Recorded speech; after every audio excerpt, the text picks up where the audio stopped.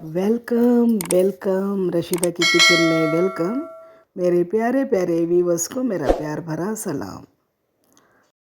మీ అందరి రిక్వెస్ట్ పైన ఈరోజు నా కిచెన్లో తలకాయ కూర చేస్తూ ఉన్నాను. చూడండి, దీని విధానం చూడండి. ఒక తలకాయ బాగా కడుక్కొని కుక్కర్లో వేసుకోవాలండి. పసుపు ఉప్పు వేసి కొద్దిగా నీళ్ళు వేసి బాగా 10 విజిల్లు వచ్చేదాకా పెట్టాలండి. అలా మెత్తగా ఉడికిపోతుంది. తర్వాత ఆనియన్ చాప్ చేసుకోవాలా, కొత్తిమీర, పచ్చిమిరపకాయలు అన్నీ చాప్ చేసుకొని పెట్టుకోవాలండి. దాని తర్వాత పొయ్యి మీద గిన్నె పెట్టుకొని ఆయిల్ వేయాలండి. పెద్ద స్పూన్ నుంచి 4 స్పూన్ల ఆయిలు, ఒక 2 ఎర్రగడ్డలు,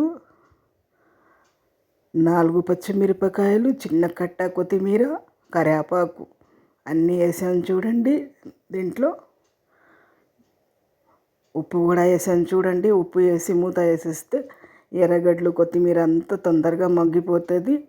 దాని తర్వాత జింజర్ గార్లిక్ పేస్ట్ అండి 2 చెంచాలు, లవంగా పట్ట, గజాలు అండ్ కోకోనట్ అండి పేస్టు. అది పెద్ద చెంచా నుంచి 2 చెంచాలండి. రెడ్ చిల్లీ పౌడర్ 2 స్పూన్ అండి. 1 స్పూన్ టర్మరిక్ పౌడర్ అండి. కొద్దిగా నీళ్ళు వేసుకొని బాగా కలుపుకోవాలండి మసాలాలు. అవునండి, నేను మర్చిపోయా, ధనియాలు కూడా కోకోనట్ కొబ్బరిలో వేసి బాగా నూరేసానండి. ఇంక చూడండి మసాలా ఎలా మగ్గిపోతూ ఉందో. ఎర్రగా మగ్గిన తర్వాత ఈ తలకాయ ఎంత బాగా దాంట్లో వేసేసానండి. వేసేసి కలిపేసేయాలండి. ఇక చూడండి ఇలా కలపాలా. చూడండి ఎలా కలుపుతున్నాను. ముక్కలు బాగా ఇది అయిపోతుందని, పగిలిపోతుందని మెల్లిగా కలుపుతున్నాను నేను. కుక్కర్లో బాగా వండిపోయింది కదా. చూడండి, దానిపైన గరం మసాలా 1 స్పూన్ వేసుకోవాలండి వాసన కోసము. చూడండి అలా బాగా చెంచా నుంచి బాగా కలుపుకోవాలా.